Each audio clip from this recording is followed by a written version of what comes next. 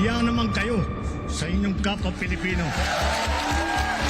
Binastos pa nila ako.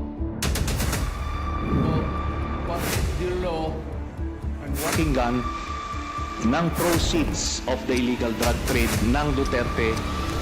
The law enforcement, the highest law enforcement official being head of PNP. Yeah. Now you're hiding this scoundrel, this fugitive.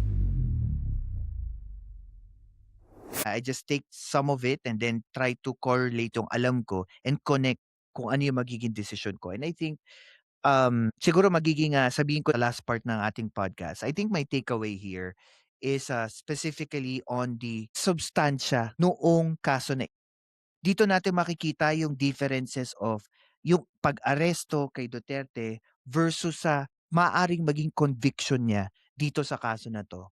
Pero makikita natin yung hustisya na inaantay ng mga EJK victim ay hindi mabilis na makuha ng partido ng mga Duterte o partido ng mga biktima kasi merong sistema, may proseso na very rigorous na ginagawa ng ICC. At dito natin makikita kung gaano ka-complex at ka-balance ang ICC sa pagtingin nila dito sa mga kaso na to.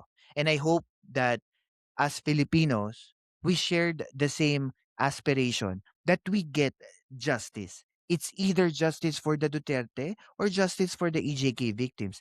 Kasi meron ng korte na magpoproseso ng issue na ito. Dito natin makikita that yung lalim ng problema na ito, buuan, hindi natin ina-argue kung inosente si Duterte o hindi kasi ang daming ebidensya.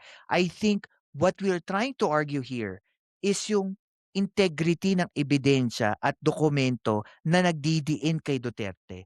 Kasi ang isa sa mga hindi napapansin, na sinabi na rin to paulit-ulit ni Kainaro kanina, there are complex evidences na nanggagaling sa hearsay, yung pagbigay ng immunity di umano sa mga witnesses, narrative, yung emotional framing ng mga EJK victims na kinokontest naman ng depensa. At dito natin makikita yung complexity na itinatry i-prove ng defense na dito sa maaaring weakness ng prosecutor at saka ng mga biktima, dito nila pinoprove na mahina yung evidence. At dito natin makikita naman sa side ng ICC paano nila ititreat yung evidentiary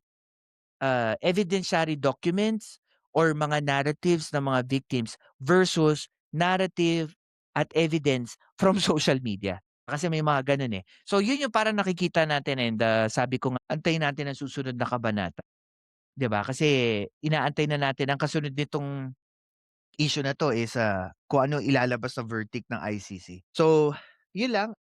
Kainaro, maraming ako personally ako natutunan. Ang ganda ng kwentuhan natin. Talagang 'pag ikaw ang kausap ko, either yung napakaliit na topic, marami tayong na-e-explore na mga avenue.